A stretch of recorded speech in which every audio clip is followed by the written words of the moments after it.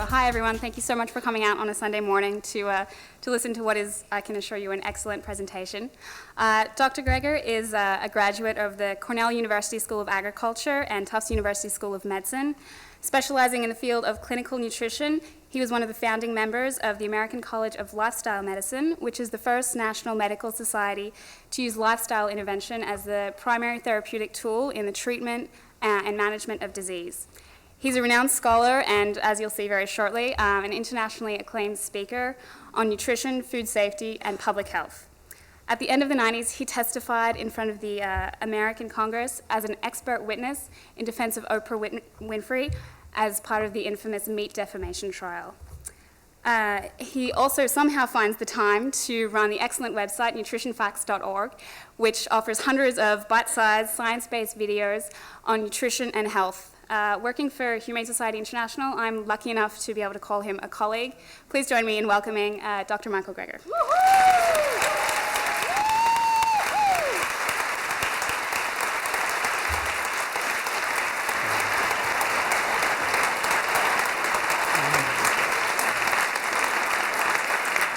Thank you so much. Bonjour. Je suis content d'être ici avec mon petit chou.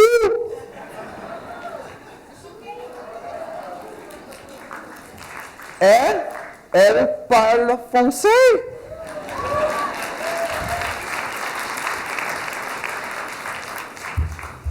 For those unfamiliar with my work, every year I read through every issue of every English language nutrition journal in the world, so you don't have to. Every year my presentations are brand new because every year the science is brand new. I then take all the most interesting, the most groundbreaking, the most practical findings and put them into a quiz show format. Throughout the talk today, I'll have everyone stand up. We'll play a few games. If you get the answer right, you get to remain standing. If you get the answer wrong, you need to sit down. And we'll keep going to see who the last person is standing. Any questions before we begin? Doesn't anybody want to know what they win? Last person standing each round win a brand new CD-ROM I created containing thousands of the latest, greatest articles published in the scientific literature on nutrition, categorized by topic, your own personal nutrition library on a disc. It is not for sale, even if you beg. You've got to win it. Normally, my annual presentations are based on my latest nutrition DVD. In 2007, I presented from my volume 1, and then 2008, 2009, 2010, and last year here in Canada, I gave a talk based on my 2011 DVD, volume 5. Now, since last summer, though, I've come out with volume 6, volume 7, volume 8, 9, 10, now we're up to, just last week, volume 13 came out, so that's a total of 16 hours of brand new material. Why? Well, it's because of a promise I made here, well, not exactly here, on a different stage here in Montreal. I said that I had started a new website. And on that website, I said I was going to put everything I've ever done up for free. No ads, no corporate sponsorship. Everything's free, non-commercial, non-profit. I said I was going to list all the sources for all my videos so you can click and read the individual papers yourselves. Done. And then I got a little bold and promised that I was going to upload a new video every day. And every single weekday in 2012, I published a new video all year long. Used to be you have to wait till next year to see my new material. Now, you just have to wait till the next morning. NutritionFacts.org has taken over my life. Was it worth it?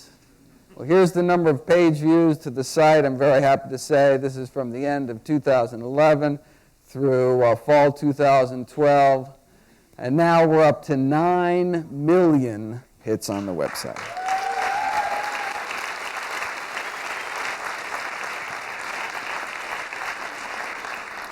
I now reach more people with this life-changing, life-saving information in, in a week than I used to traveling around the country. The first and only free, non-commercial, science-based site to provide free daily videos and articles on the latest discoveries in nutrition. I hope you will check it out. All right, today I'd like to offer some highlights over the last 8 DVDs that I've come out with since I was here last year. If you've seen my previous presentations, you know that I've addressed some of the most pressing dietary issues of our time.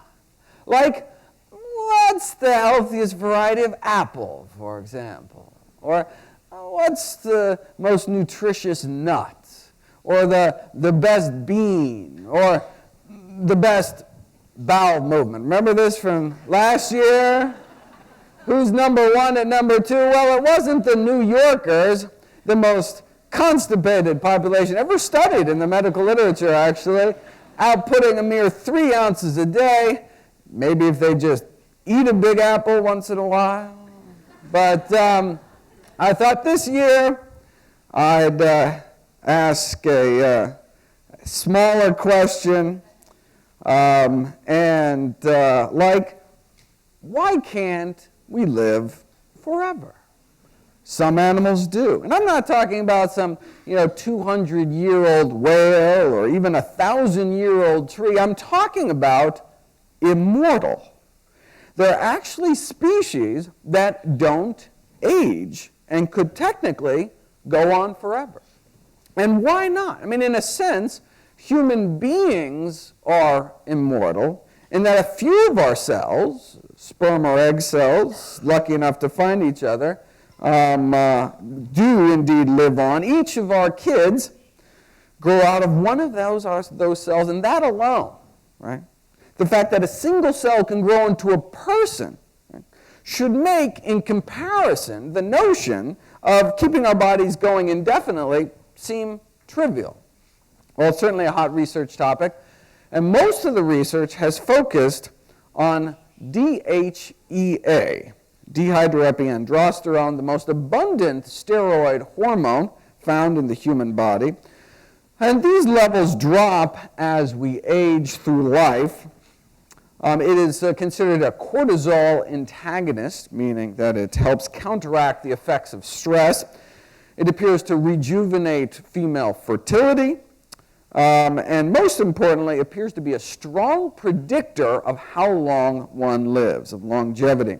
In fact, one of the ways caloric restriction appears to work, it appears to extend the lifespan of many animals, may be by boosting DHEA levels.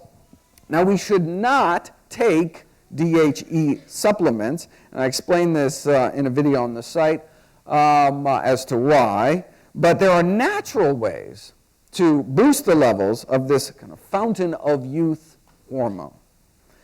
The short-term impact of a lacto-vegetarian diet, after just 5 days on an egg-free vegetarian diet, blood levels of DHEA rise about 20%.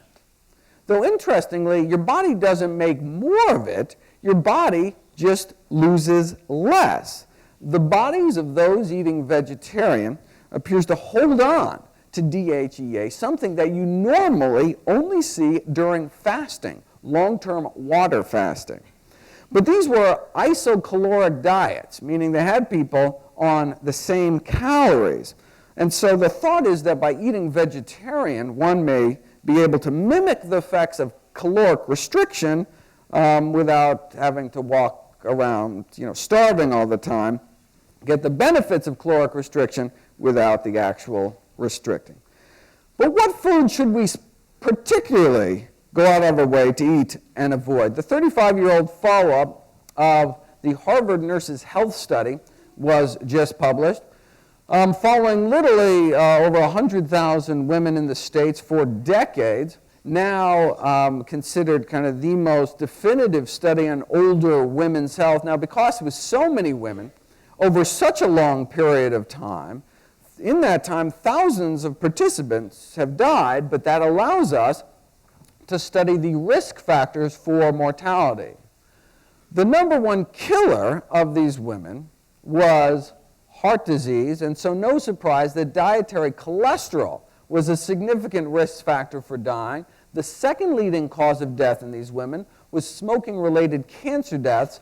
And the reason I wanted to point out this study, the reason it's so important is because it's what's called a competing risks analysis, which allows us to compare different risks to one another. For example, eating the amount of cholesterol every day found in a single egg appears to shorten a woman's life as much as smoking 5 cigarettes a day every day for 15 years. This is a finding that was supported recently by a crack team of researchers here in Canada that found a similar exponential increase in the amount of plaque building up in people's carotid arteries for those that smoke. This is here at 40 pack years of smoking, 40 years smoking pack a day, and a similar exponential increase found in those, the amount of eggs people were eating every week. The most protective dietary component they found was fiber consumption. Eating the amount of fiber found in just a single cup of oatmeal every day appears to extend a woman's life as much as jogging 4 hours a week. No reason you can't do both.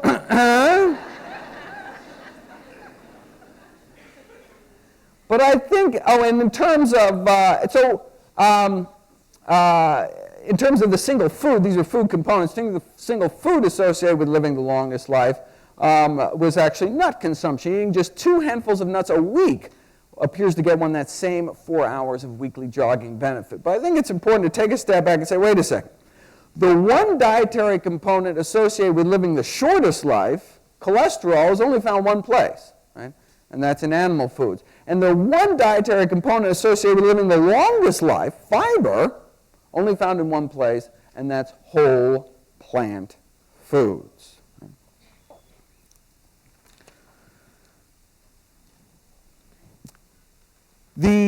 How exactly, though, might a plant-based diet enable us to live longer? Well, every year, Statistics Canada updates the leading 15 causes of death in Canada. And so I thought today, this afternoon, late this morning, we would just go through the list, 1 through 15, and explore the latest science on the role diet may play in preventing, treating, and even reversing the progression of the top killers of Canadians. So, let's just start at the top. In Canada, the number one cause of death is cancer. We know from the largest prospective forward-looking study ever done on diet and cancer that the incidence of all cancers combined lower among vegetarians compared to meat eaters. And actually, the most striking finding was how low the risk was for these so-called liquid cancers, lymphomas, leukemias, the most fastest growing cancers. They looked at, it was such a large study, looking at over 100,000 people, they were able to really tease out various animal products. So they looked at beef and pork, they looked at processed meat, bacon, ham, sausage, as well as chicken and turkey. They also looked at offal, which is kind of true to its name, means entrails and organs. In practical terms, liver, heart, pancreas, tripe, stomach lining, eyeballs, etc. They also looked at eggs and dairy, right? So, which was most significantly associated with the risk of developing lymphoma? Was it red meat? Was it processed meat? Was it poultry? Was it offal? Was it eggs or dairy? Let's get everybody up and find out. How many people think that the animal product most associated with lymphoma, like non-Hodgkin's lymphoma, was red meat? Raise your hand. You only get to choose one. All right? How many people think, no, it was processed meat like bacon or ham? How many people think, no, it was chicken actually, it was poultry, chicken and turkey. and say, no, no, no, it was the offal. It was the organs, the internal organs of animals associated with it. No, eggs. It was the eggs. And they say, no, no, no, we are very proud of our dairy industry here. How many people think it's the dairy industry, all right? The researchers were surprised to find it was the poultry consumption.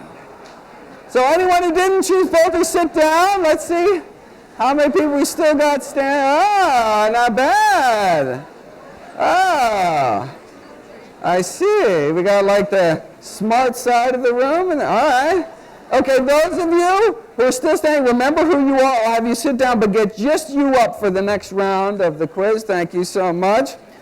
So poultry was associated with significantly increased risk of non-Hodgkin's lymphoma, follicular leukemia, a number of B-cell lymphomas and leukemias. So we're talking about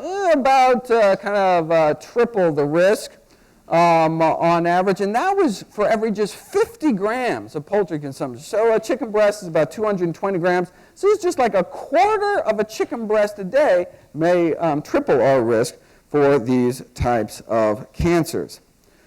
In fact, the link between cancer and meat consumption, actually going to skip through here. I was asked to shorten my talk a little bit because of Earth Day walk. So the link between meat and cancer is such that even in the journal Meat Science recently, they asked the question, should we become vegetarians or can we make meat safer? They're talking about a number of additives that they're trying to add to meat to suppress the toxic effects of the blood-based iron in meat, for example. Now, these additives are still under study, but could provide what they call an acceptable way to reduce cancer risk because, obviously, reducing meat consumption completely out of the question. They worry that if the National Cancer Institute recommendations to reduce meat consumption were adhered to, yes, sure, cancer incidence may be reduced, but farmers in the meat industry would suffer important economical problems. Now, for those more concerned about the suffering caused by the meat industry rather than the suffering of the meat industry, those who choose to eat vegetarian are still not out of the woods. In this toxic world, it may not just be enough to avoid carcinogens. We need to seek out anti-carcinogens. Carcinogens actively damage DNA, while anti-carcinogens actively protect DNA, like those in broccoli. In fact, I've literally got over 100 other videos on preventing cancer. But what about improving cancer survival for those that already have it? I think that's some of the new, most interesting work. I've talked a lot about preventing cancer in the first place. Well, broccoli may actually play a role there as well. There's a whole new theory of cancer biology out there now, the cancer stem cell. See, normal stem cells are involved in organ repair. They travel around our body and sit and wait until there's some damage, and then they step in and replace whatever structure are necessary, right? So lost a little skin here, or bone here, muscle here, need to regrow a lost tooth or something? Well, these cells are ready and willing. And the best part is they're built to last a lifetime. But these same properties, migration, colonization, proliferation, self-renewal, immortality, can be used against us when stem cells go bad and start to build tumors instead. Cancer stem cells explain why you can have a breast cancer relapse 20 to 25 years after you thought the cancer went away. Our current armamentarium of chemo drugs and radiation is really based on animal models, right? If the tumor shrinks, it's a success, right? But, lab rats only live, 2 to 3 years, right? All these new fancy cancer therapies like anti-angiogenesis, cutting off the kind of blood supply to tumors, well, that's great, but these cancer stem cells may just be like, fine, I'll go somewhere else, right, and grow another tumor. Right? What we need is to strike at the root of the cancer. Treatment aims at not just reducing tumor bulk, but rather targeting the the beating heart of the tumor, the cancer stem cell. Enter broccoli. Sulforaphane, a dietary component of broccoli and broccoli sprouts, appears to inhibit breast cancer stem cells. See, breast tissue naturally has lots of stem cells, right? Your body never knows when you're going to get pregnant and need to make a whole bunch of new milk glands, right? Researchers recently discovered that this compound in broccoli may destroy cancerous stem cells and keep them from going rogue in the first place. Okay, so here we have an estrogen receptor positive human breast tumor, estrogen receptor negative human breast tumor, kind of the two major classes of breast cancer. Let's add some broccoli. Going, gone, nearly gone. Right? This is stem cell hotspots before and after. Right? Okay, but this is in a petri dish. Right? How do we know we even get these kind of test tube concentrations of this broccoli compound where it counts in breast tissue itself? Simple. All you have to do is have women who are scheduled for breast reduction surgery eat some broccoli sprouts an hour before they go into the operating room and just measure how much ends up in the collected breast tissue that the surgeon grabs. And they found real-world effects at real-world doses. And protecting DNA and targeting cancer stem cells doesn't even scratch the surface of what broccoli sprouts appear capable of. Here's a sampling published in just one random month. Anti-carcinogenic, anti-inflammatory properties. Another anti-inflammatory, may protect against colorectal cancer, help fight cervical cancer, may protect against sunburn, for goodness sake, and protect cartilage. And this is just 1 month in the medical journals on broccoli sprouts. And there's not a big broccoli sprout lobby paying for this, for this research, but researchers are doing it because they see the amazing results and are basically doing on their own dime. What's the catch, though? I mean, there's got to be some kind of downside. Well, you can overdo it. You can't actually eat too many.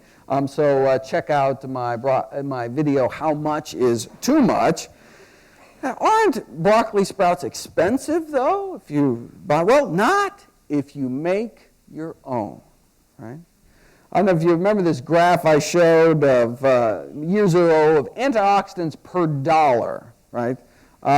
Concluding that actually purple cabbage probably has the most kind of nutritional bang for your buck. Well, it just got its purple butt kicked by broccoli sprouts.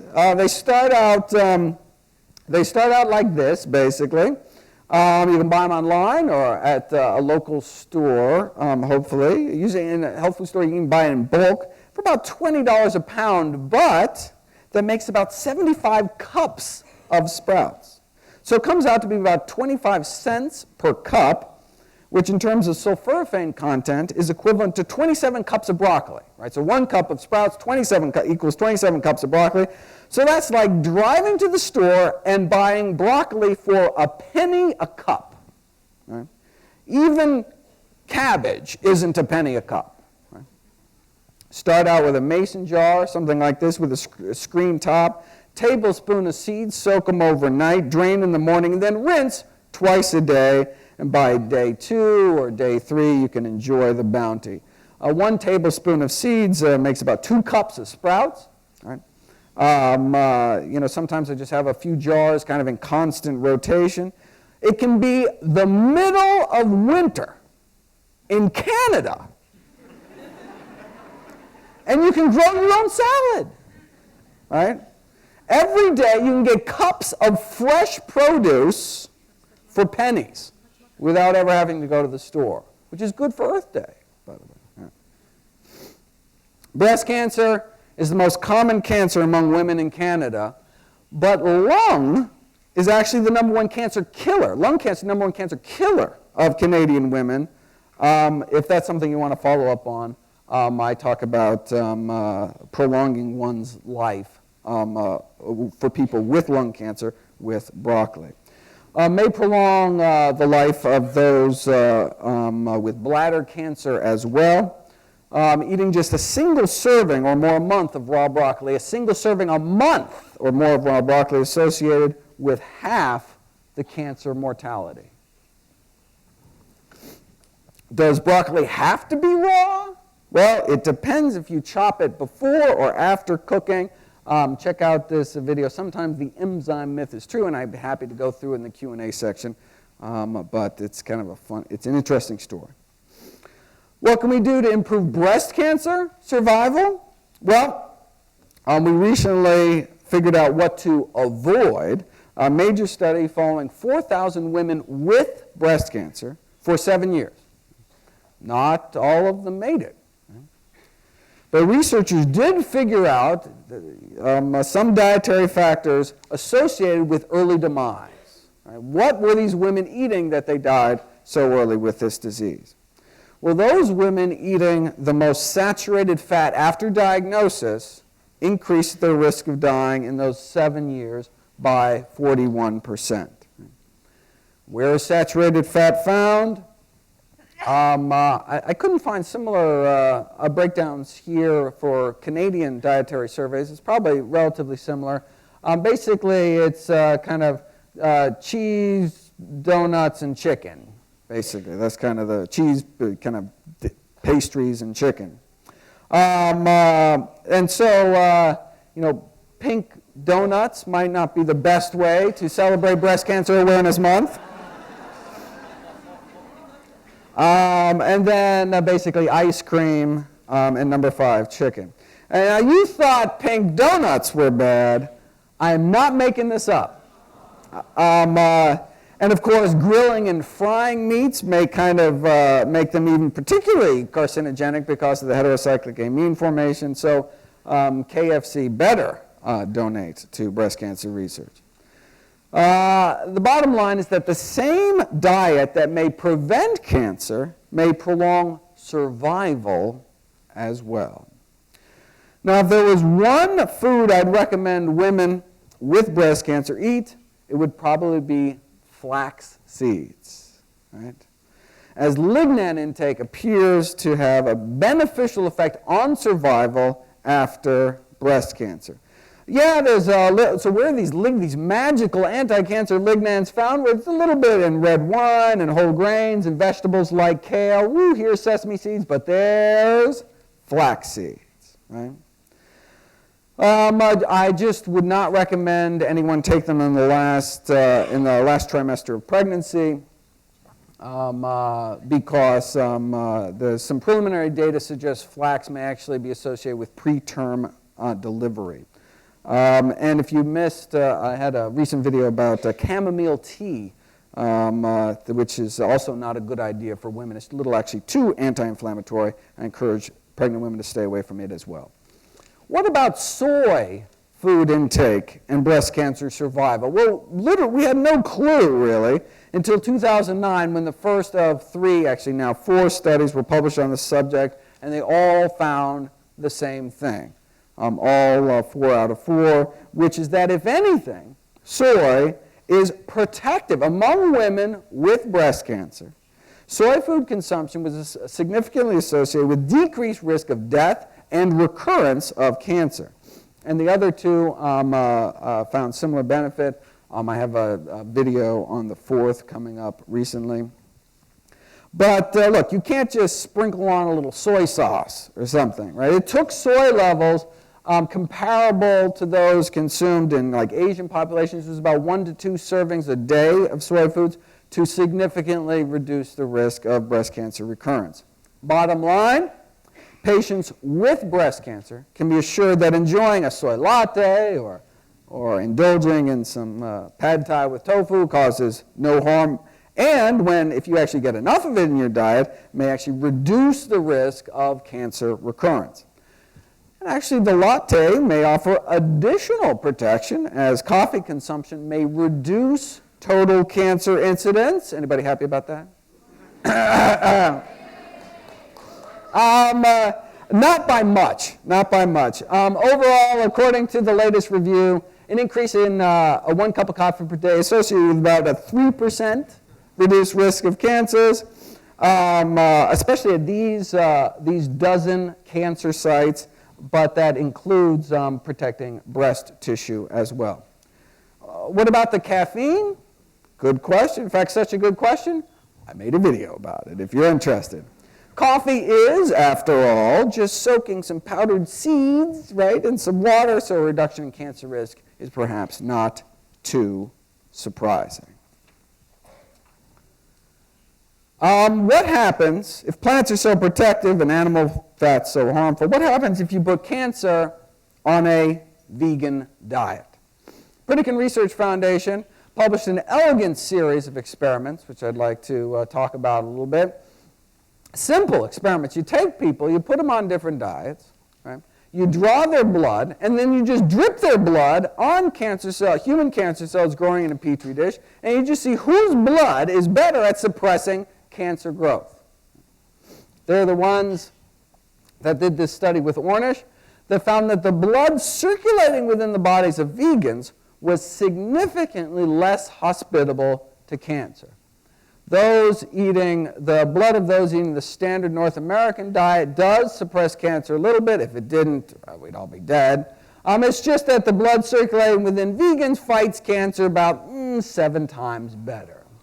So standard American diet, you can suppress, your blood suppresses cancer cell growth by about 9%. You put people on a plant-based diet for a year, and their blood just tears it up. Now this was a study of all men on prostate cancer cells. Number one kind of cancer among of Canadian men. But for women, it's breast cancer, number one cancer killer among young women here in this country.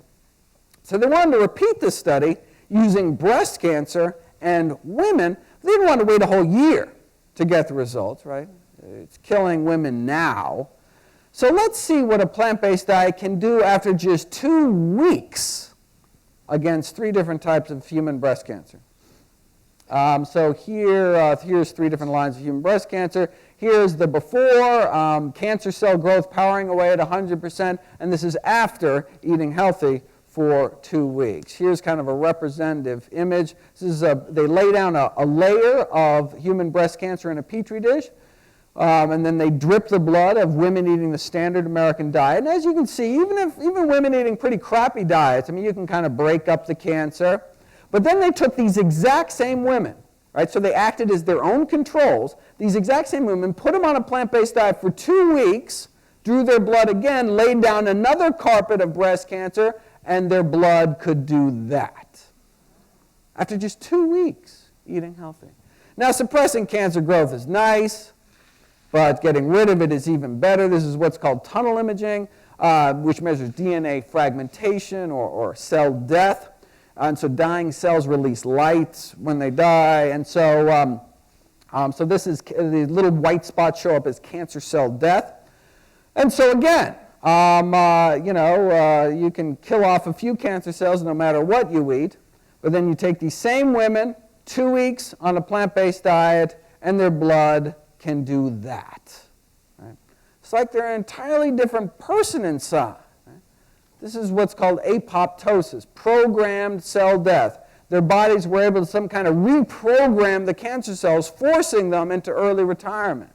The blood now circulating through these women's bodies gained the ability to significantly slow down and stop breast cancer growth after just 2 weeks eating a plant-based diet.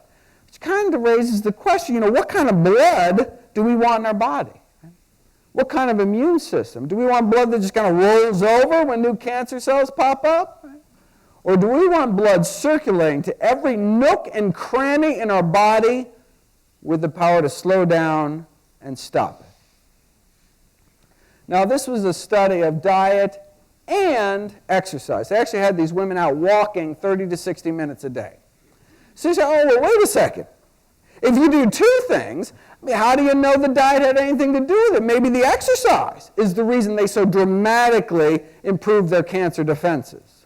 All right, so researchers put it to the test. This is the group we saw before. diet and exercise group, again, this is measuring cancer cell death, cancer cell clearance. And so if you eat a healthy plant-based diet in this group now for 14 years, this group, plant-based diet for 14 years, along with just mild exercise, like out walking every day, this is the kind of cancer cell clearance you get. Compare that to the cancer cell clearance of your average North American, which is essentially zero, nothing. You can hardly even see it. See a little burger in there? All right. All right, but here's the interesting group in the middle. This group in the middle, 14 years of the standard North American diet, but 14 years of daily, rigorous, hour-long, strenuous exercise like calisthenics in the gym. And so the researchers wanted to know, if you exercise hard enough, if you exercise long enough, can you rival some strolling plant eaters? Let's find out. And indeed, exercise worked, no question. But literally 5,000 hours in the gym over those 14 years, no match for a plant-based diet. This is, again, that tunnel imaging. Even, as you can see, even if you're a couch potato eating fried potatoes, you're not totally defenseless. You do hardcore exercise for 5,000 hours, you're killing cancer cells left and right. But nothing appears to kick more cancer butt than a plant-based diet. Why? Some people don't care why. I'm always curious. That's what drives me to do what I do. Well, it's a fascinating story.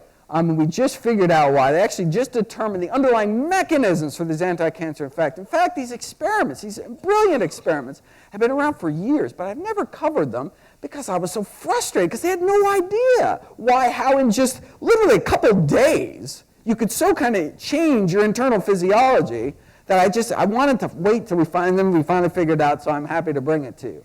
And it's a fascinating story involving little people and big dogs and little dogs.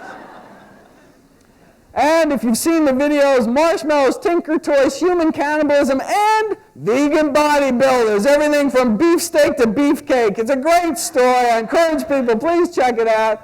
But again, I wanted to shorten my talk a little bit down to just 2 hours today. And so I'll just cut to the chase, spoiler alert. The answer to this predicament puzzle is insulin-like growth factor 1. IGF-1 is this cancer-promoting growth hormone involved in every stage of cancer proliferation and spread and metastases. And if you go on a plant-based diet for 2 weeks, you can drop your levels of IGF-1 that are circulating throughout your body. And if you eat a plant-based diet for years, the benefits continue to accrue, and the level of this cancer-promoting hormone goes even lower within your body. And the levels of your IGF-1 binding protein go up. Right? That's one of the ways our body protects itself from cancer, protects itself from excessive growth, by releasing this binding protein into the bloodstream to tie up any excess IGF-1. It's like our body's emergency brake. So sure, in as little as 2 weeks, you can drop down your levels of IGF-1 circulating in your system. But what about all the bacon and eggs you had 3 weeks ago? Well, your liver releases this snatch squad of binding proteins into your bloodstream to pull out any excess IGF-1 out of your system, and your IGF-1 binding capacity goes up after a few weeks on a plant-based diet and goes up even further for years if you eat healthy for years. And this is the experiment that really nailed IGF-1 as the villain. This is what we saw before. If for 2 weeks you eat healthy and exercise, cancer cell growth drops, cancer cell death shoots up. But here's the critical column here, right? So what if you added back to the cancer just the amount of IGF-1 that was banished from your system because you ate healthy for 2 weeks? What if you add that back to the cancer? You essentially abolish the diet and exercise effect. It's like you never started eating healthy at all. Right? And so now we know that it appears to be animal product consumption, in this case it's actually animal protein consumption once we teased it out, is a signal for your body to produce IGF-1, which is cancer promoting. So we drop our intake of animal protein, we drop our IGF-1 levels, and we see this cancer cell growth suppression. You say, well, how low does animal protein consumption have to go? Kind of how plant-based does one's diet have to get to see this kind of advantage? Well, that's what they looked at next. Researchers wanted to know whether a plant-based diet associated with lower circulating levels of IGF-1 compared to those not only eat meat, but those that don't eat meat, but continue to eat dairy and eggs. And this is what they found. Interesting, they found that really only the vegans were the ones that had the significant lower IGF-1 levels, and which kind of makes, if it is indeed the animal protein, then the whey and the casein, the dairy proteins, as well as the albumin, the protein in egg white, would also have this IGF-1 promoting effect, which is what we see here. And the same thing with IGF-1 binding capacity, only seem to get a significant advantage in those eating really kind of strictly plant-based diets. Now, this is a study done on women. They've repeated this study on men, found the same thing. And so even though vegan men tend to have, on average, actually higher levels of circulating testosterone in their bodies, which actually can be a risk factor for prostate cancer, but the reason we actually see a reversal of prostate cancer growth in vegan men, this is the Ornish study, showed actually a shrinkage of prostate cancer tumors on a vegan diet despite higher levels of testosterone. We think that's the IGF-1 effect in motion. And so bottom line, for men or for women, just eating vegetarian may not do one's body many favors when it comes to the IGF-1 story.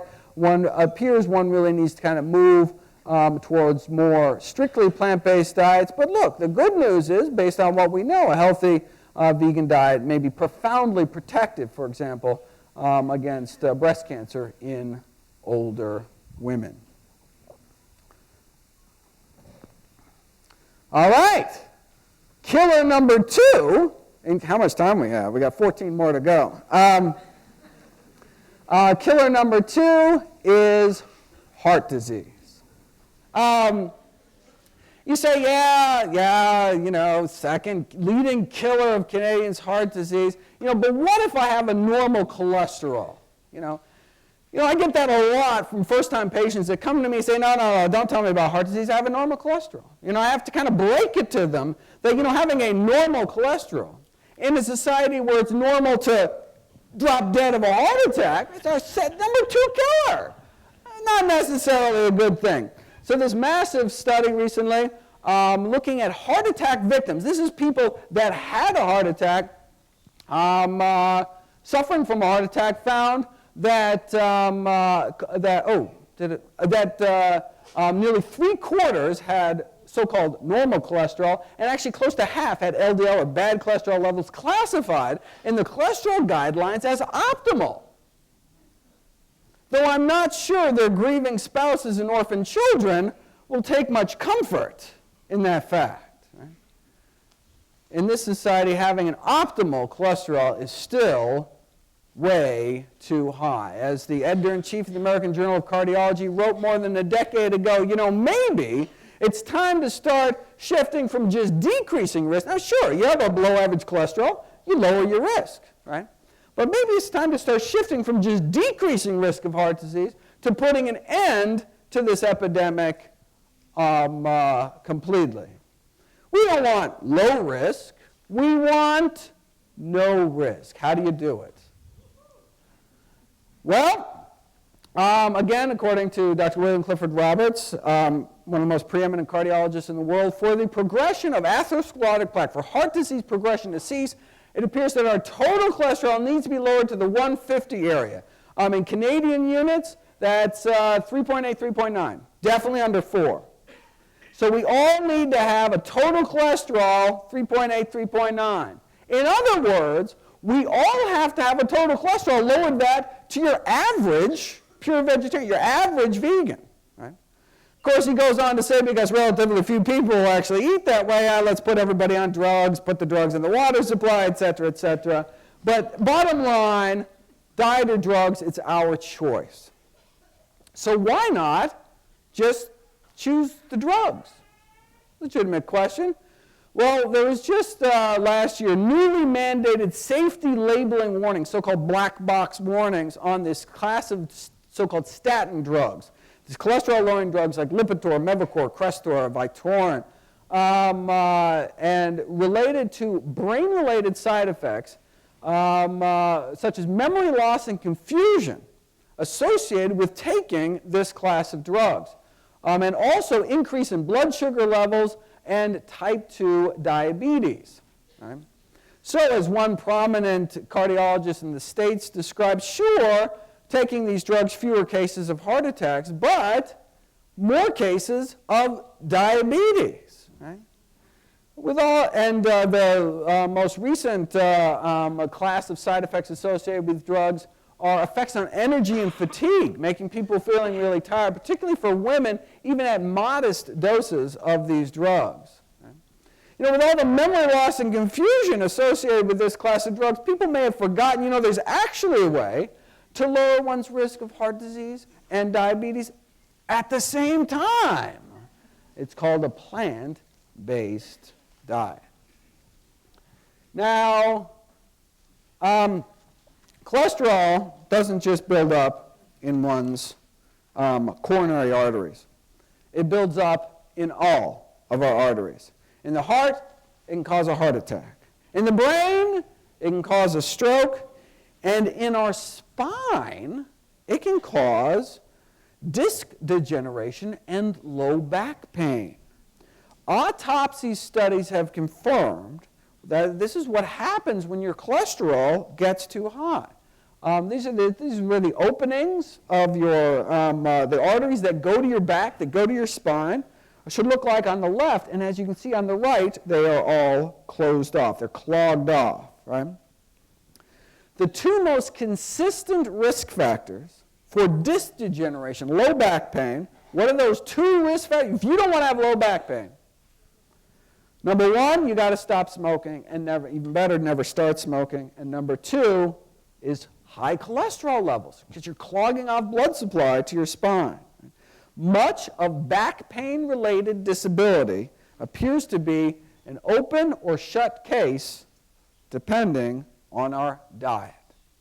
In our legs, cholesterol clogs can cause what's called peripheral vascular disease, and clogs in our pelvic arteries can lead to sexual dysfunction. And not just in men. Young women with high cholesterol report significantly lower sexual arousal, orgasm, lubrication, satisfaction compared to women who don't have elevated cholesterol. Eating healthier can extend one's life and also one's love life.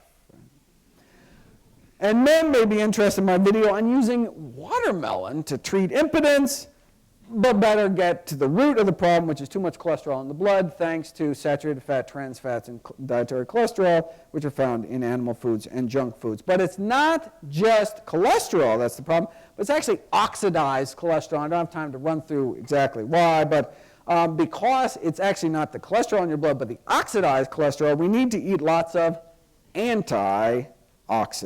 Right? Ounce per ounce, dried herbs and spices actually pack, on average, the greatest antioxidant punch. For example, herbs and spices may max out at 10 times. So herbs and spices here about 10 times the power of nuts and seeds, for example. But it's easy to eat a serving of nuts in one sitting, one little handful. Not so easy to eat an ounce of nutmeg, for example. But some herbs and spices are so just off the chart amazing that even just a small pinch will go a long way. Here's the antioxidant power of a bowl of spaghetti and marinara sauce. Let's make that whole wheat spaghetti, all right? And maybe a few florets of steamed broccoli on top, right? And you have a nice 142 antioxidant unit meal, all right?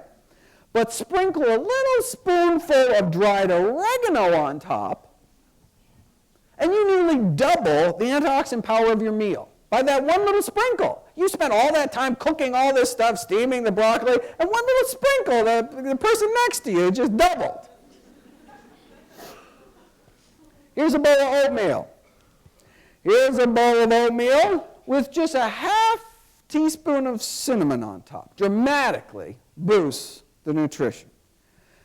All right, whenever I eat anything, I always try to think, what can I add at the end to boost the nutrition, right? Can I throw on some greens? Can I throw on some beans, right? If you look at my freezer, if you look at our freezer, you see, half the freezer is bags of frozen greens, and half the freezer is bags of frozen berries. And in the fridge, there's always an open can of beans. So you can just put in beans, just as an excuse. It's right there. You might as well just throw some beans on top. And, you have the bag of frozen greens. They're pre-washed, pre-chopped. You just take them out, sprinkle it in to whatever you're making. Right? But, look, which is most powerful, though, right? Well, here's that teaspoon of oregano and cinnamon, right? Both of which beat out by marjoram, all right? Which is in the oregano family, but appears to be about 50% more powerful. So if instead instead of oregano, you sprinkle on some marjoram, you're up to here, right? So look, if you don't care, if it makes a difference to you, use whatever. But if it doesn't, might as well use that. Next comes allspice and then dried lemon balm, which actually makes a nice tea. It's coming up. Next month, May, there's a great lemon balm video. So make sure if you signed up, there's a clipboard circulating. If you sign up, then you'll get emails when I put new videos on the site. There's a really great video about lemon balm coming up, so stay tuned. And speaking of tea, dried peppermint comes up to here. A lot of people don't think of sprinkling dried peppermint onto dishes, but I tried on, you can put it on salaries and tabbouleh, focaccia, whatever. Good on Indian dishes as well. And then finally, the leader of the pack, cloves. Whew. Here's that unassuming oatmeal, half teaspoon of cinnamon, and just a pinch of cloves, right? In a few minutes, you can microwave a sweet potato, mash it up with some cinnamon and cloves, right? So you get a kind of pumpkin pie taste, right? And you have a simple snack with more antioxidants than many people get all day long, right? For example, here we go, Egg McMuffin for breakfast, Big Mac for lunch, then an 8-ounce filet mignon for supper. Even if you add a few sprigs of parsley on top of that steak, one healthy snack may have the antioxidant power of nearly a week's worth of the North American diet. Now, oxidized cholesterol is just one half of the heart disease story. The other half is inflammation. All right. We've known for 15 years that a single meal high in animal fat, sausage and egg McMuffins were actually used in the original study, can paralyze our arteries, cutting their ability to relax in half within just hours after consumption. Our entire vascular tree gets inflamed and stiffened. And just as this inflammatory crippled state starts calming down 5-6 hours later, lunchtime, right? And we may whack our arteries with another load of meat, eggs, or dairy, such that many Canadians are stuck in this chronic low-grade inflammation danger zone, potentially setting them up for inflammatory diseases like diabetes, certain types of cancer, and heart disease, one meal at a time. Does the same thing in our lungs. Right? Inflammation in our airways, again, internal damage, appearing not just kind of decades down the road, but literally within hours of it going into our mouths. Right? And so researchers for 15 years were trying to figure it out. Was it originally we thought it was the animal fat, because they could use just cream, no protein, just dairy cream, and you can get this inflammation. So they said, well, there's no protein, and so it must be the fat. But then you could do the same thing with just animal protein and not get it. So, it's not the animal fat, not the animal protein, which is what we think causes, maybe triggering many cases of inflammatory arthritis.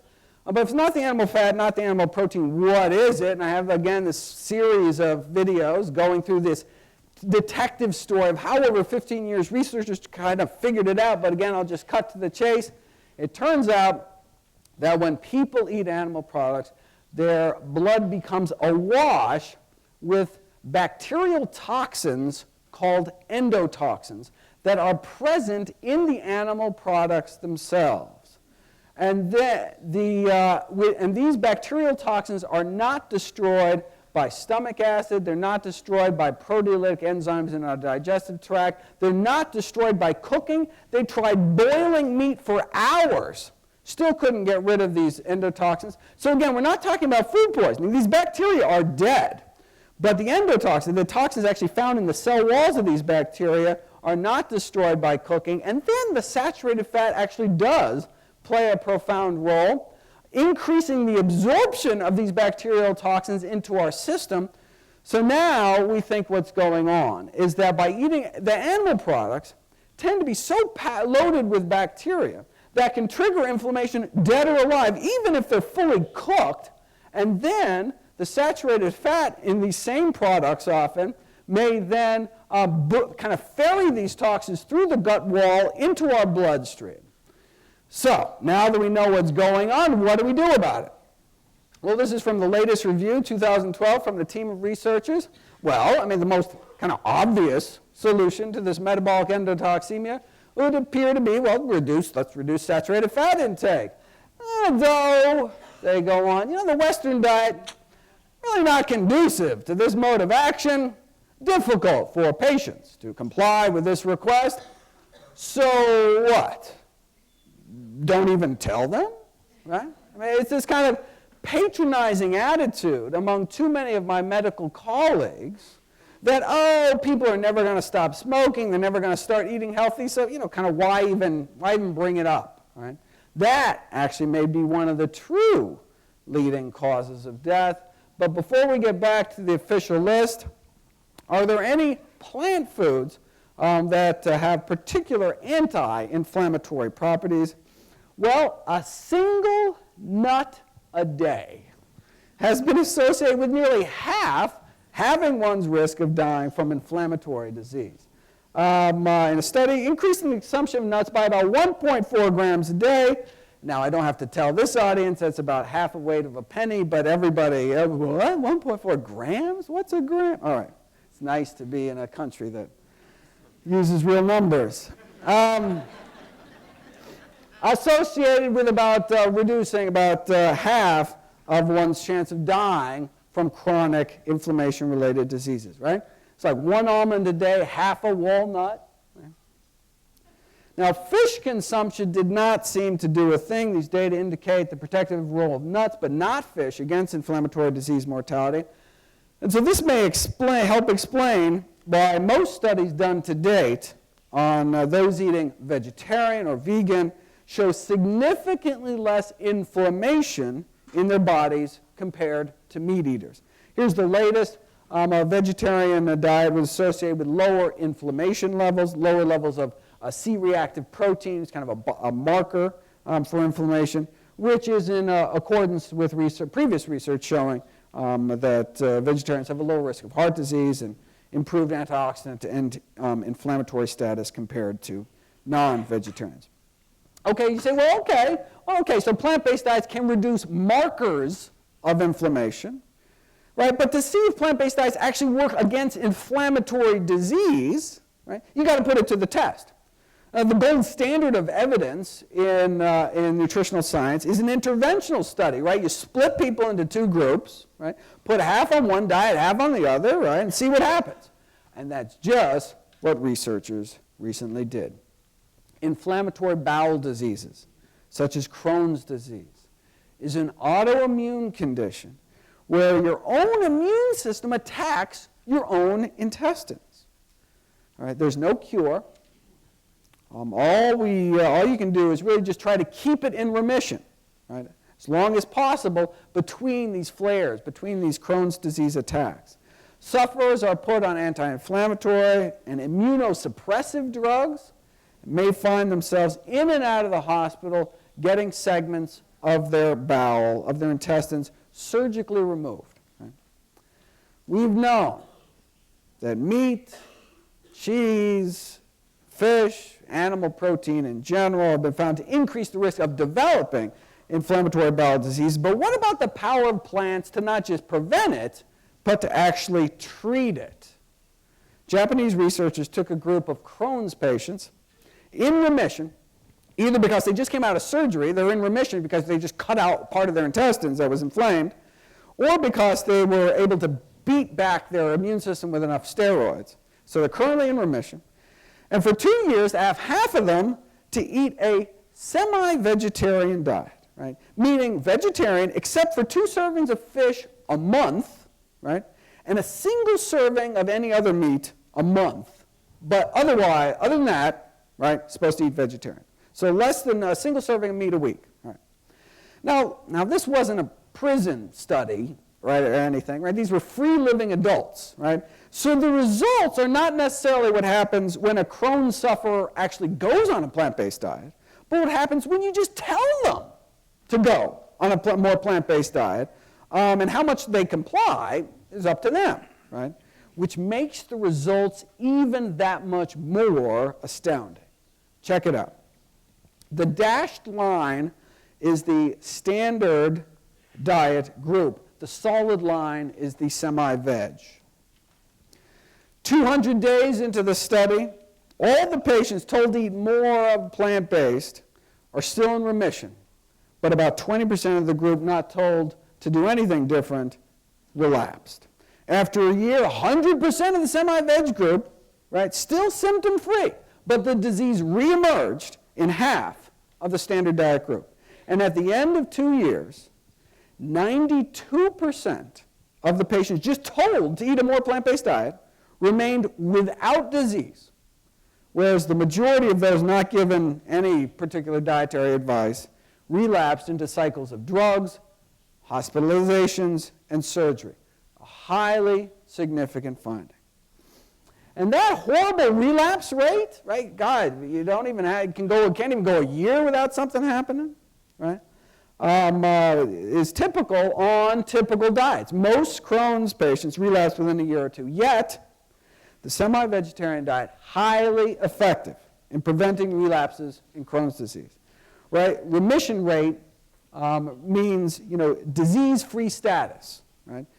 And with a semi-vegetarian diet, the disease-free status was 100% at 1 year, 92% at 2 years, and this is the best result in relapse prevention ever that they've ever found. Surgery, you don't get that relapse rate. Drugs don't get that kind of relapse rate, right?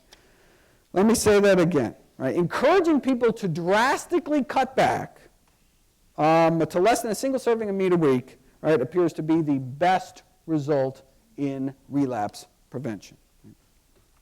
All right. Cancer, heart disease, only 13 more to go. Number 3 on the list is stroke. Number 3 killer of Canadians is stroke. Preventing strokes is all about eating potassium-rich foods. Potassium, from the words potash. If you take any plant, you put it in a pot, reduce it to ash, add some water, skim off the ash, boil it down, you're left with this white residue called potash-ium, potassium. That's how they got its name. I just say that to emphasize the source, the primary source of potassium in the diet, and that is plant foods. But who can tell me one food in particular high in potassium? Banana. I don't know. Why is that like one thing? No matter where I go, I've traveled around the world. And that's like the one thing everybody knows about nutrition, right? I don't know if Chiquita had a really good PR firm or what it was. In fact, I joked that you could even walk into the Heart Attack Grill in Las Vegas where they're eating things like this, In fact, their second spokesperson just died of a heart attack after their first spokesperson just died of another heart attack last year. And you could ask anybody in the joint, and they'd be like, I don't know what to eat, but I know bananas got potassium. That's like the one thing. In reality, bananas don't even make the top 50 sources of potassium, coming in at number 86, right behind fast food vanilla milkshakes. It goes fast food, then bananas. All right, let's get our remaining contestants back up, the ones that got the chicken one right, and let's see who can name the food with the highest potassium content. Let's see, we have okay. Is the whole food, here's the question, is the whole food with the highest potassium content, is it a fruit, vegetable, grain, nut, or what else is there? Or legume. All right. Fruit, vegetable, whole grain, nut, or legume. How many people think the single whole food, the highest ever measured potassium, is a fruit? Of those standing, raise your hand. How many people think no, it's a vegetable? How many people think no, it's a whole grain? How many people think no, it's a nut? How many people think no, it's a legume? Beans, peas, lentils, soy, all right? And it is in fact a vegetable. If you didn't get that, sit down. Let's see who we got left standing. Okay, we got one over here. Anybody back there? Oh, nobody. Anybody? And we're, wow, look at this. What's happening over here? Nice. Okay. All right, next question. What kind of vegetable is it? Is the food with the highest content of potassium, is it a root vegetable? Is it where people go? That's good. We got this winner to go. Is it a root vegetable, a stem vegetable, a leaf vegetable, or a flower vegetable? All right, ready? So, is it a root, how many people think it's a root, like a potato, or how many people think it's a stem vegetable, like celery or rhubarb? How many people think no, it's a leaf vegetable, like a green leafy vegetable? How many people think no, it's like a flower vegetable, like broccoli, okay, and it is indeed a dark green leafy vegetable. How many people got one? Did we have a winner? Who got leaf? One? Anybody else leaf? Two? In the back. 1, 2, 3 remaining contestants. All right, green leafy vegetable has the highest potassium content in the world. What do you think they're great? Give me your best shot at green leafy vegetable with high potassium. Kale. Kale has 228 milligrams per serving. Beat that. I can't. I would have said kale. All right, well, 228. Think of another one. Beat 228. I'll say. Yeah, help him out. Shout it out. What do you think? Arugula comes in. 369. We have a new winner so far, unless we can beat him out. Where was that third? What? Spinach. All right, let's see. Can spinach beat out 369? Spinach comes in at 466. Congratulations.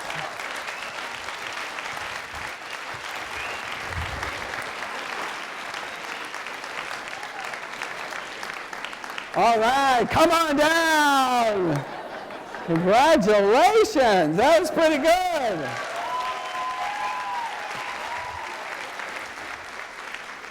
Although I kept giving the hint, what's the number to beat? Beet greens are actually number 1.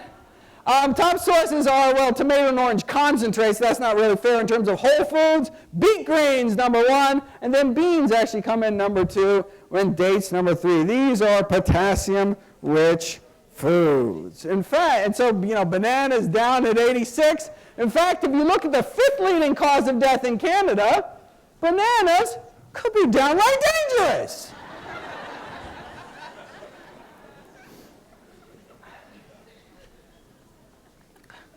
Fourth leading cause of death in Canada is COPD. Chronic obstructive pulmonary diseases are lung diseases like emphysema. And you can, plant-based diets can actually reduce one's risk of developing emphysema, and you can even treat emphysema with plants. This is one of the most, if anyone knows anyone with this disease, please point them out to this video. We used to think if you have emphysema, you get worse, worse, worse, then you die. I mean, it used to be like diabetes. We thought you get diabetes, you're going to get worse, worse, worse, amputations, blindness, kidney failure, then you're dead. Now we know, no, we can reverse diabetes, actually cure type 2 diabetes completely, get you back to normal. Well, in COPD, we haven't been able to show that, but we have shown for the first time an intervention where at the end of the study, there's actually an improvement in lung function, actually being better at the end than at the beginning. What was this miracle intervention? It was adding just a few servings of fruits and vegetables to their daily diets. And we don't know if it's the anti-inflammatory effect of fruits and vegetables, the antioxidant effect, but either way, very exciting, certainly as a clinician. Now, but the tobacco industry viewed these landmark findings a little differently.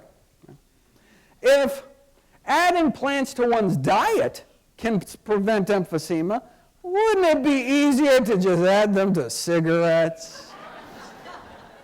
And indeed, the addition of acai berries to cigarettes evidently has a protective effect against emphysema in smoking mice. Who would have known? Next, they're going to add berries to meat. Indeed, I couldn't make this stuff up. Here it is. Adding fruit extracts to burgers was not without its glitches. The blackberries literally dyed the burger patties with a distinct purplish color, which kind of turned people off a little bit. Although evidently you can improve the tenderness of lamb carcasses if you infuse them before rigor mortis sets in with kiwi fruit juice. And you can even improve the nutritional profile of frankfurters by adding powdered grape seeds, though there were complaints that grapeseed particles became visible in the final product. And if there's one thing we know about hot dog eaters, it's that they're picky about what goes in their food. Pig anus? Okay, but grape seeds? Ew!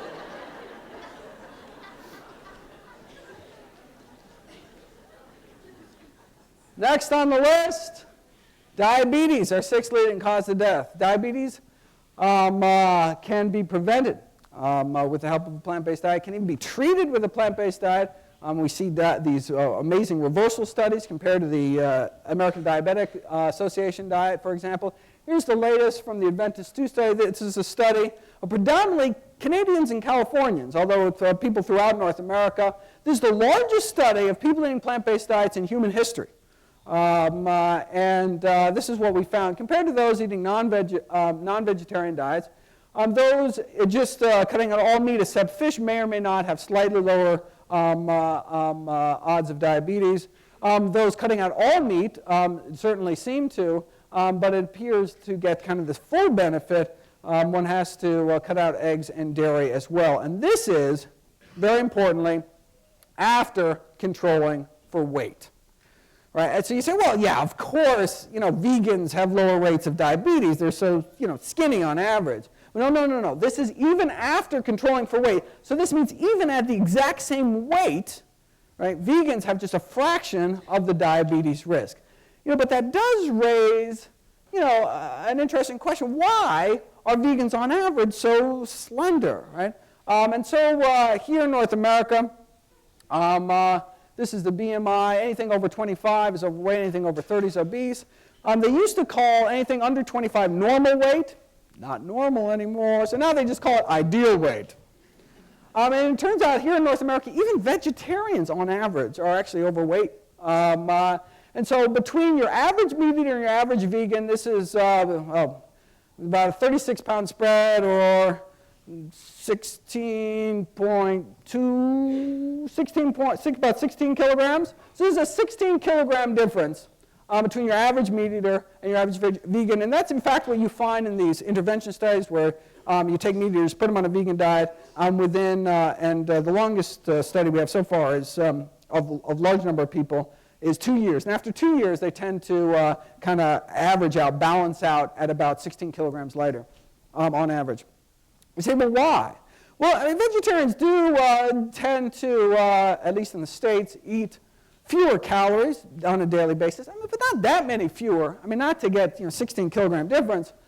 And so over the years, I've gone through some of the kind of theories as to why those eating plant-based diets are so slim. Maybe it's because those eating these plant-strong diets have more of this fat-shoveling enzyme in the mitochondria, or little power plants in our cell called carnitine palmitoyl transferase. It was upregulated by about 40% in people who eat plants, and we don't know why, actually. Maybe it's because we actually have different populations of gut bacteria which handle energy differently.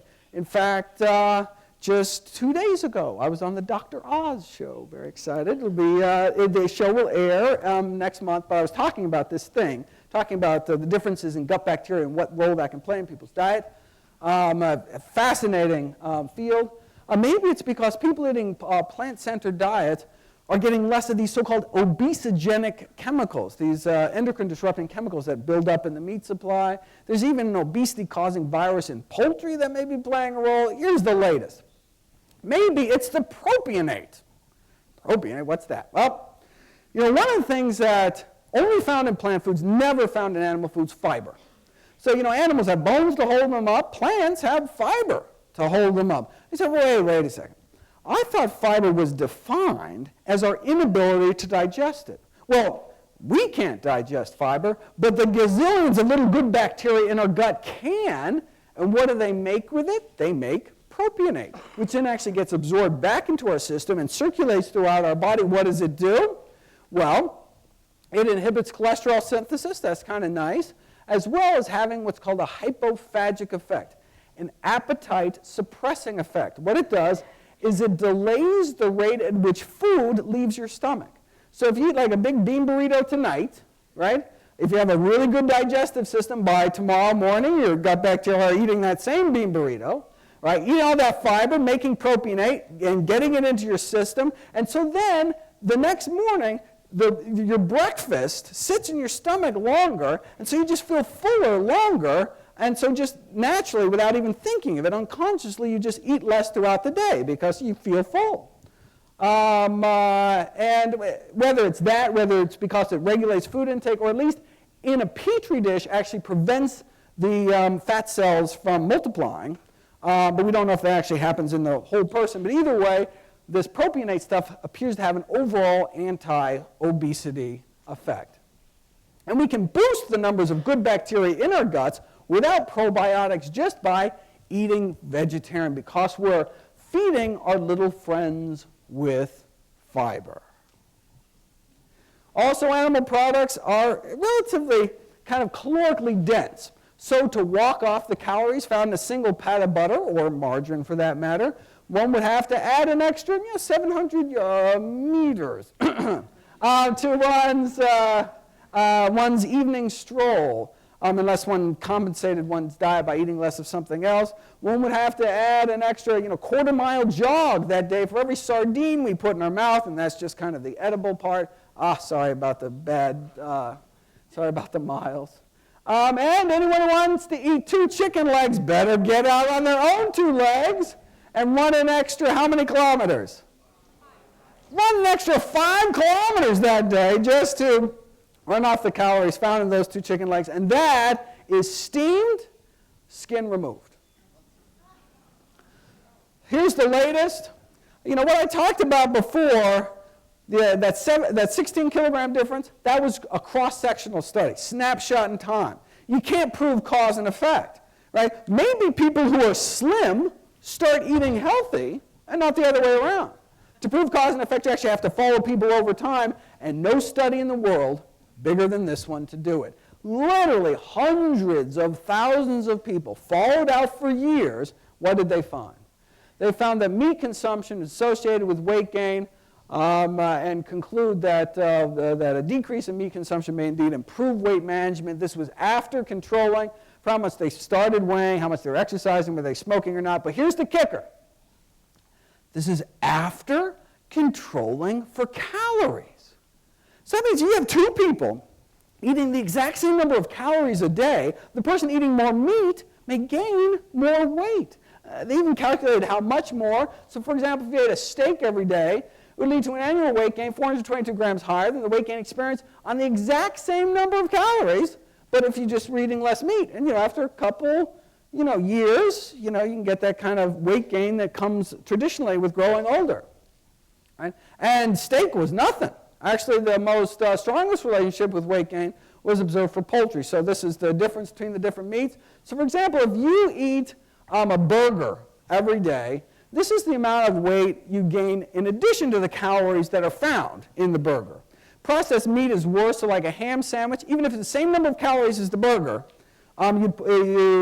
people put on more weight. But here's where poultry came in. So this is about a half a chicken breast of poultry a day. And again, this is above and beyond the calories that are actually found in the chicken breast.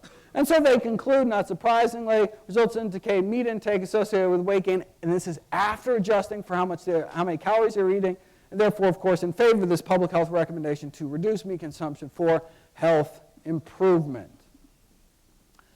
What did the National Cattlemen's Beef Association have to say about that study? It's a funny story. I won't get into it, but check it out on the website. As well as anyone's interested in workplace interventions, these wellness programs that are springing up in corporations.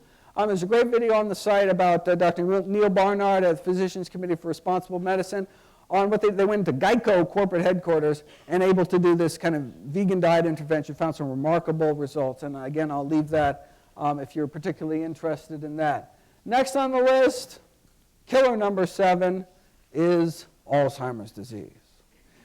Alzheimer's disease recently in Canada was the 9th leading cause of death. Then 2 years ago, it was the 8th leading cause of death. Now it's the 7th leading cause of death in Canada.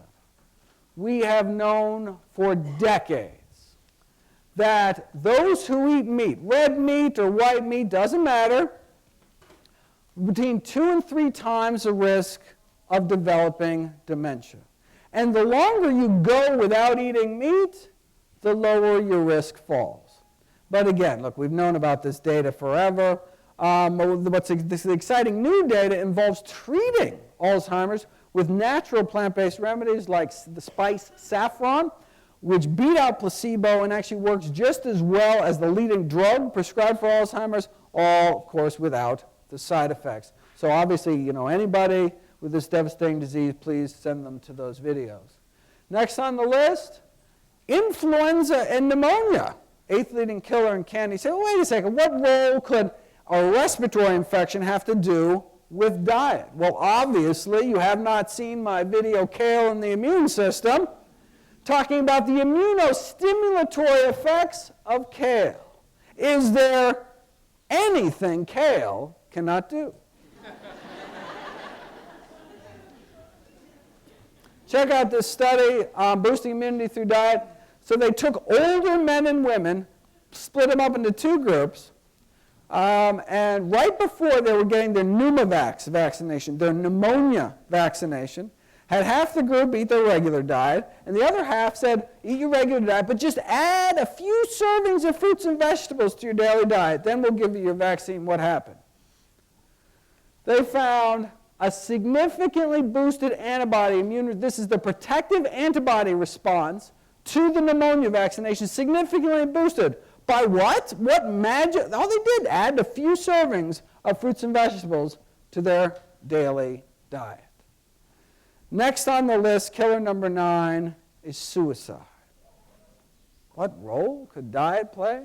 Well, if you saw my talk last year, I profiled this study showing that if you do a cross-sectional study, snapshot in time, those that eat meat have significantly higher rates of depression and anxiety and stress. But again, snapshot in time can't prove cause and effect. Maybe people who are mentally healthy tend to start eating healthy and not the other way around. To prove cause and effect, you need an interventional study, and that's exactly what they did last year. Same research group out of Loma Linda. They took people eating the standard North American diet. They removed meat, removed fish, removed poultry, removed eggs as well in this study because they thought it was the arachidonic acid. Arachidonic acid is this inflammatory omega-6 fatty acid found in animal products, actually found particularly eggs and chicken. And so they thought that it was the egg and chicken consumption leading to brain inflammation, causing these increased rates of mental illness. So they took that out of their diet and found a significant improvement in mood within just 2 weeks. It can take drugs like Prozac months to take, and in fact, found a significant improvement in just 2 weeks. In fact, the way these Prozac-type drugs are thought to work is by boosting the levels of the so-called happiness hormone serotonin in one's brain. Well, did you know there is serotonin in plants? In fact, all sorts of human neurotransmitters in plants, dopamine, norepinephrine, etc. And so there's so much so, there's even been a call to start treating depression with high-content sources of serotonin. You know, like plantains, pineapples, bananas, kiwis, plums, and tomatoes. Right? And what's the worst that can happen? Like, what's the side effects? A little strawberry seed stuck in your teeth or something? Right? Maybe that's why we see those that eat the most fruits, vegetables, mushrooms, and soy appear to have significantly lower levels of depression. Maybe that's why for adolescents, we can actually get significantly improved behavior for those eating more dark green leafies and fresh fruit. Maybe this is what's going on. If you're interested in mental illness and diet, I have a whole series of videos talking about the wrong way, which is taking these tryptophan supplements, which I do not recommend, as well as better ways to boost serotonin in your brain to treat things like premenstrual depression, as well as the best way to boost serotonin, like, for example, treating social anxiety disorder in this double-blind, placebo-controlled crossover study with butternut squash seeds to boost serotonin levels. Killer number 10 is kidney failure. Thankfully, we can help prevent kidney failure with a plant-based diet. We can even treat kidney failure with a plant-based diet. Why? Because kidneys are highly vascular organs. Right? That's why they're so red when you cut them open. Right? Well, wait a second. If the standard North American diet is so toxic to blood vessels, right, in our heart, brain, and pelvis, what might they be doing to our poor little kidneys? Well, again, I'll cut to the chase here.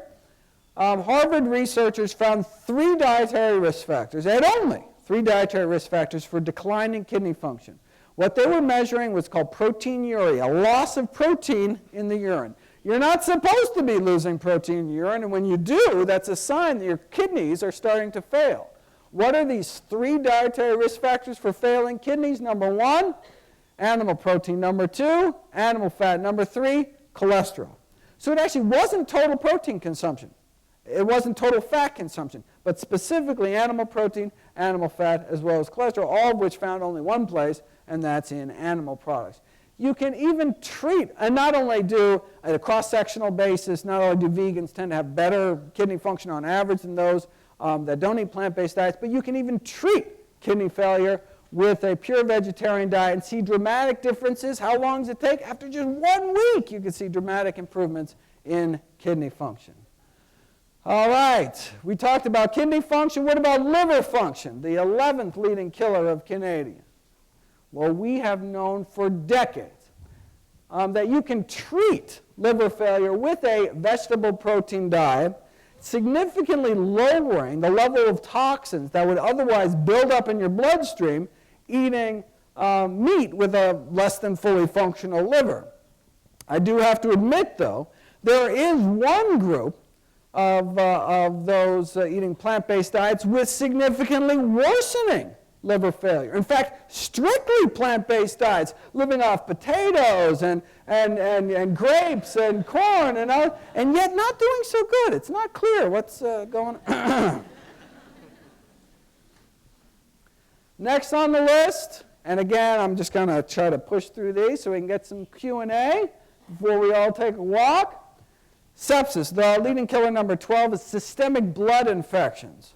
What does that have to do with diet? Well, certainly you can get a foodborne illness like salmonella or something, which can burrow through your gut and cause a systemic blood infection, or in women can creep up into their bladder.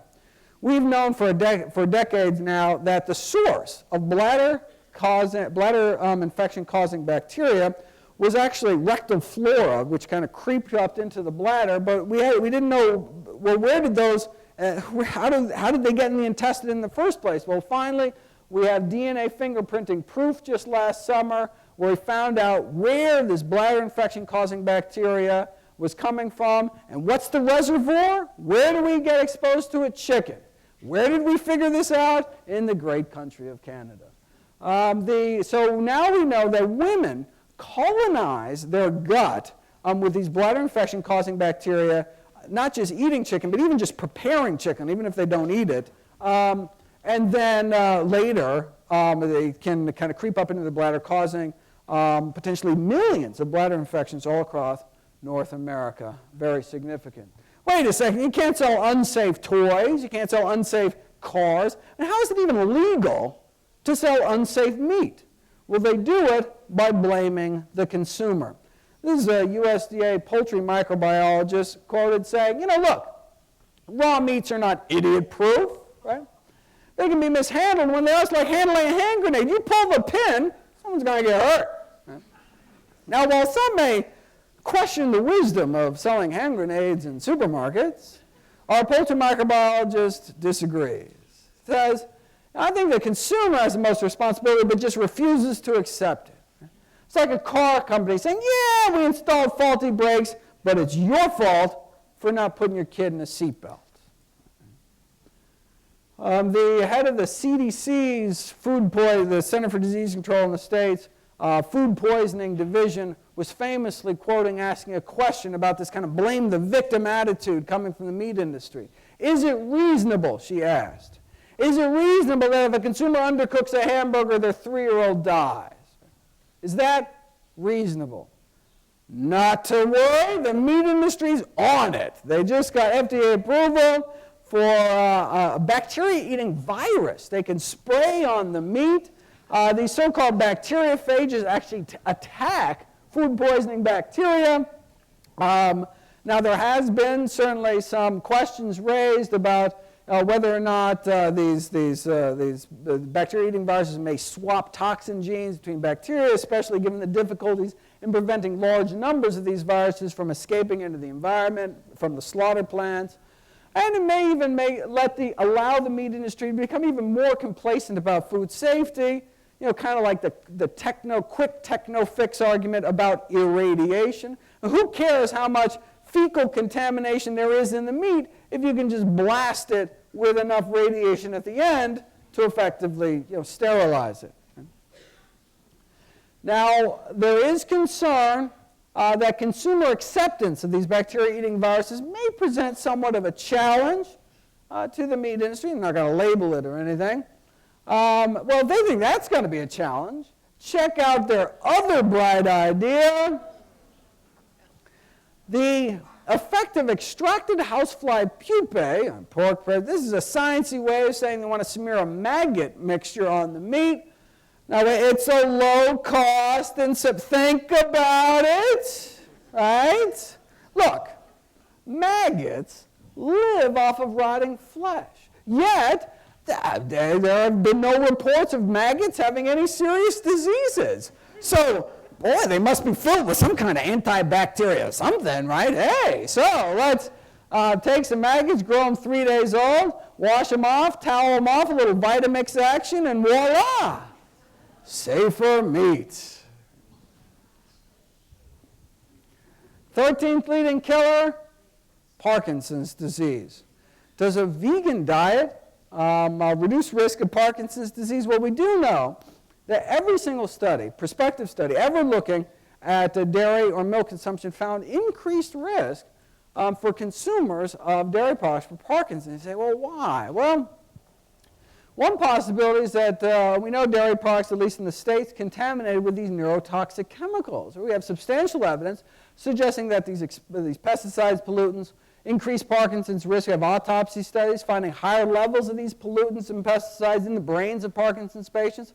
And some of those same compounds are present at low levels in dairy products. They're talking about compounds like tetrahydroisoquinoline, which is this Parkinsonism-related compound found mostly in cheese, actually. But the levels, even in cheese, are actually are quite low. It's just the concern is that these neurotoxins may accumulate in the brain over kind of long periods of consumption. And for those of you who have been following the website, you'll know just earlier this month or last month, I uploaded a new video on treating Parkinson's disease with a plant-based diet as well. 14th leading killer is, I had to see, aspiration pneumonia, which is just caused by swallowing difficulties, secondary to Parkinson's or dementia or stroke, all of which we've already covered. So let me end on high blood pressure. So-called essential hypertension, essentially only found in people that eat meat. Again, this is something we know for decades. This is 74 out of Hopkins. Consumption of food of animal origin highly significantly associated with blood pressure. Again, even after the weight effects were removed, we can fast forward 36 years to, again, the largest study on plant-based eaters anywhere in the world, which means predominantly Canada and California, compared to Seventh-day Adventist non-vegetarians. So these are really healthy meat eaters. So they actually eat a lot less meat than the kind of typical standard North American. So compared to healthy meat eaters, if you go on with kind of like a semi-vegetarian diet, eating meat more on like a weekly basis than a daily basis, you may drop your risk of high blood pressure by 23%. Cut out all meat except fish, you're down 38%. Cut out all meat, period, down 55%. Just cut your risk in half. And although it appears one really needs to kind of move towards a more strictly plant-based diet to get the full benefits of dropping one's risk. Look, same thing with diabetes, right? Look at this. The stepwise drop in risk, the more and more plant-based one's diet gets. So it shows two things. One, the dramatic ability of diet to affect these top killers here in Canada. But no, the other thing is, look, it's not all black and white. It's not all or nothing. You can get significant benefits even just cutting down on animal products.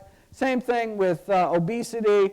Anything under 25 is ideal weight, and only the vegans are the only dietary group that really met that criteria. How long does it take on a plant-based diet to lower your blood pressure? 12 days. This study, Dr. McDougall took 500 meat eaters, put them on a plant-based diet, and in 11 days, actually, in the study, we got a 6% drop in blood pressures, and that's for people who came in with normal blood pressure. For those people who came in with high blood pressure, got twice that benefit, again, within just weeks, and in fact, has to take most people off their medications at this point because otherwise their blood pressure would just drop too low. So here we go. Top 15 killers here in Canada. Now look, there are drugs that can help too, right? You can take, your statin drugs for your cholesterol. You can take, blood sugar pills for diabetes. Usually takes a couple different high blood pressure pills to kind of bring down your cholesterol, right? But the thing about the diet, right, is that it's the same diet. It's not like, there's one diet if you want to protect your heart, a different diet if you want to protect your kidneys. Oh, you want to care about cancer, it's a different diet. No, one diet to rule them all, right? And so if you look at the top 15, nearly all of them can be prevented. One can lower one's risk of developing the 14 out of 15 killers in Canada with a plant-based diet can actually treat a number of these conditions with more than half with a plant-based diet, and actually reverse the progression of disease in certain cases, including 2 of the top 3 killers. Right? Now, and so this is another problem with drugs is side effects. Now, I'm not talking about a little rash here or something. Side effects of drugs kill. An estimated 106,000 folks in the United States every year. This is not drugs due to medication errors or overdoses or illicit drugs. These are adverse drug reactions caused by prescription drugs. Now, unfortunately, I was not able to find any equivalent Canadian data, but I don't know if there's any reason we should think these drugs are any less dangerous. They're just a lot cheaper up here. And so there's about 10 times fewer people here in Canada. So one would assume, if one can extrapolate over, there may be 10,600 deaths from prescription drugs here in Canada. You say, wait a second. 10,600 deaths in Canada from prescription drugs, that means that the 5th leading killer in Canada may be doctors. The 5th leading killer in Canada may be me. Thankfully, I can be prevented with a plant-based diet. Now, seriously, here we go. This is the original Seventh-day Adventist study, longest running study on plant-based eaters in North America.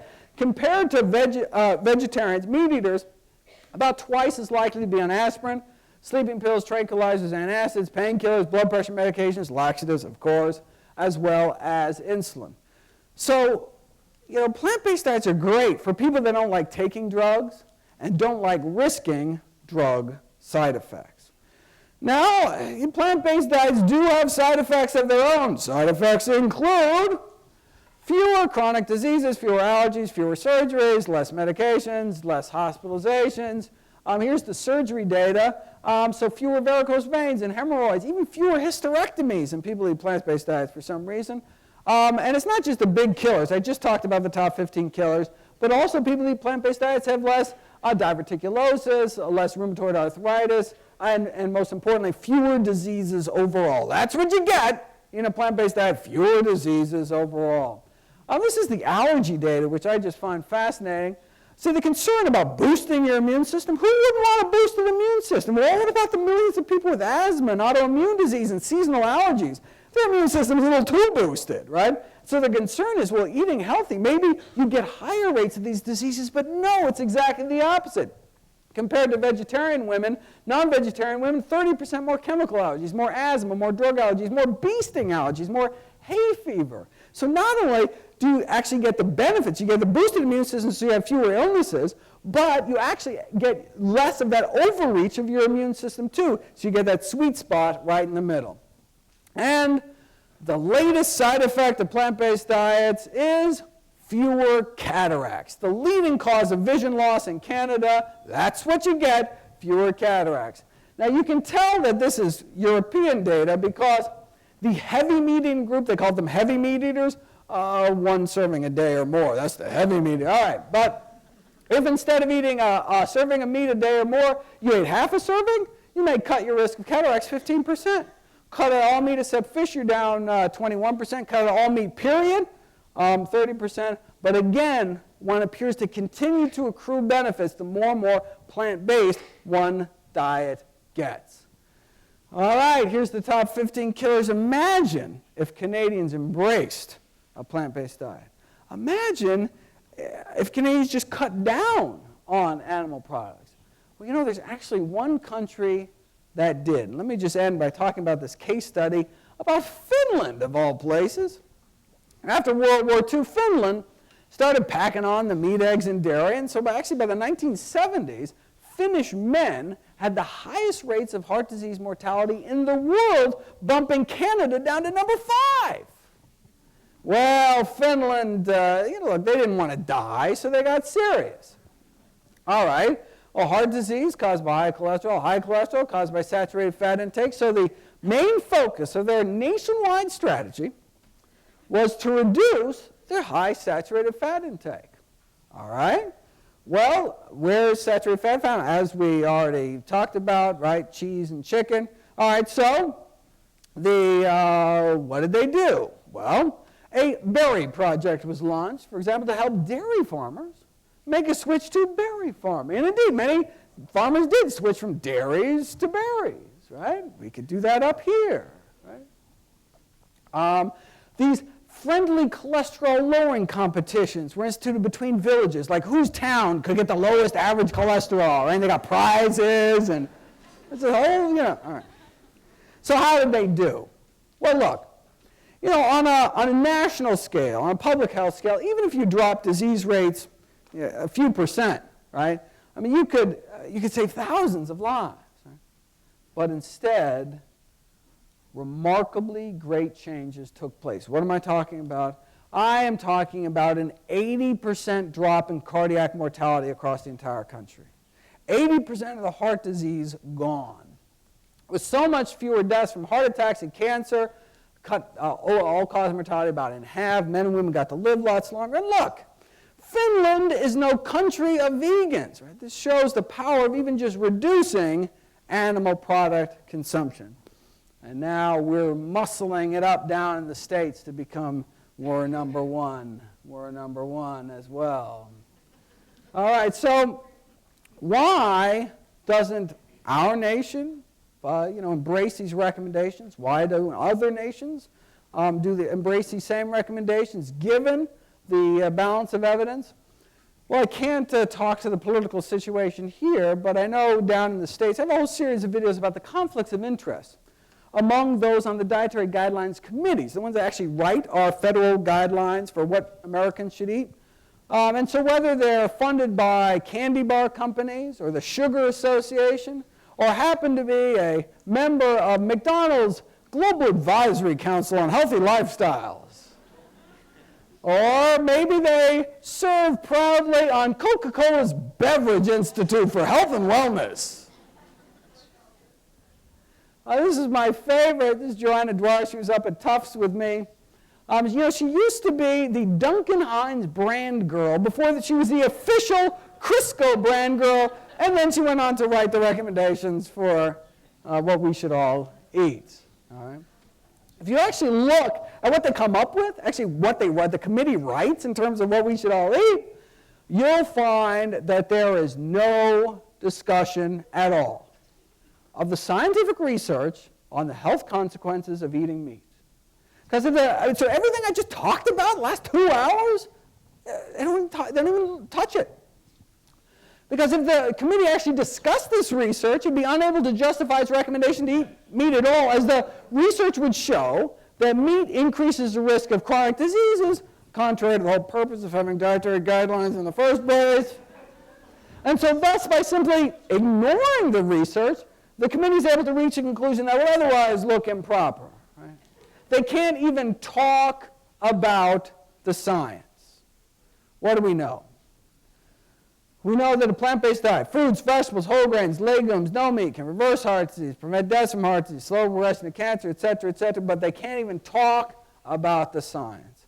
Now let me close with what I think is really the best summary of nutrition policy, at least in the States, and that is, look, the new dietary guidelines have been released. They tell us to eat healthier, but not so healthy as to noticeably affect any corporate profits.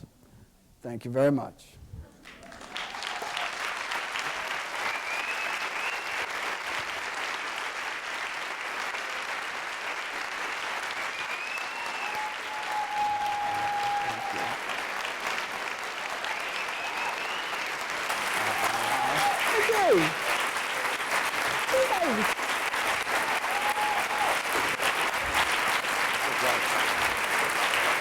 Let me just mention, thank you.